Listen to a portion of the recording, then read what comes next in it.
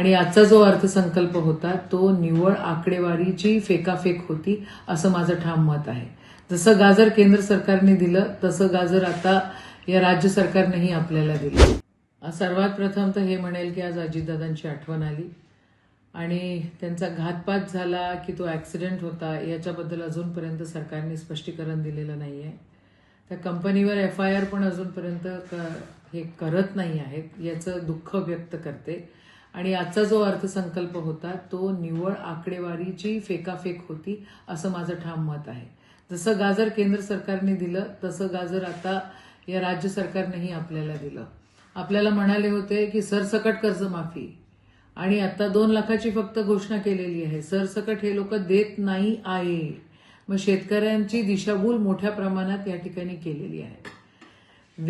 शेतकऱ्यांचा विकास दर तुम्ही म्हणताय ना की 9% शेतकऱ्यांचा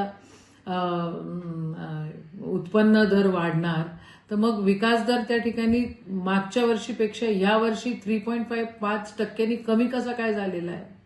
काय करताय? लाडकी बहिणीला म्हटलं होतं 2100 देणार, ते 1500वरच तुमचं अडकलेलं आहे. एकंदरीत माझं मत असं आहे की ह्या अर्थसंकल्पांमध्ये घोषणाबाजी भरपूर आहे पण तरतुदी त्या ठिकाणी दिसत नाही आहेत. भरपूर घोषणा यांनी केलेल्या आहे, घोषणांचा बाजार इथं आहे, पण त्या हिशोबानं ज्या तरतुदी वाटतात द्यायला पाहिजे तेवढ्या तरतुदी दिलेल्या नाहीयेत.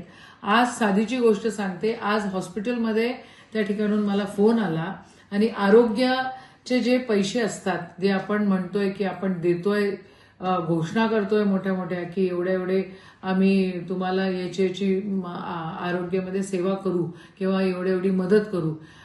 एक पेशंट आमचा त्या ठिकाणी होता आणि त्याला ICUचे पैसे सुद्धा आम्ही तुम्हाला काही मदत करू शकत नाही कारण मागच्याच वेळेसची बिलं दिलेले नाही आहेत. MREGSचे पैशांचं अजून काही नाही. काल परवा आम्ही मेळघाटात होतो, तिथं त्या आदिवासी मंडळींकडे होळी हा सण असतो, त्यांच्यासाठी पण काही नाही आहे. म्हणजे एकंदरीत तुम्ही बघितलं गेलं तर हा घोषणाबाजीचा अर्थसंकल्प मला दिसतोय. अमरावती जिल्ह्यासाठी काही खूप मोठं या ठिकाणी दिसत नाही आहे. मुख्यमंत्री, अर्थमंत्री, महसूल मंत्री सगळे विदर्भामधले आहेत, तरी विदर्भासाठी या ठिकाणी काही असं ठोस दिसत नाही आहे. हा अर्थसंकल्प घोषणाबाजीचा अर्थसंकल्प आहे असंच माझं मत आहे. महाराष्ट्रातील सर्व बातम्यांचे विश्वासार्ह व्यासपीठ. सकाळच्या सर्व सोशल मीडिया प्लॅटफॉर्मला लाईक, फॉलो आणि सबस्क्राईब करा. तसंच सर्व नोटिफिकेशनसाठी बेल आयकॉन प्रेस करायला विसरू नका.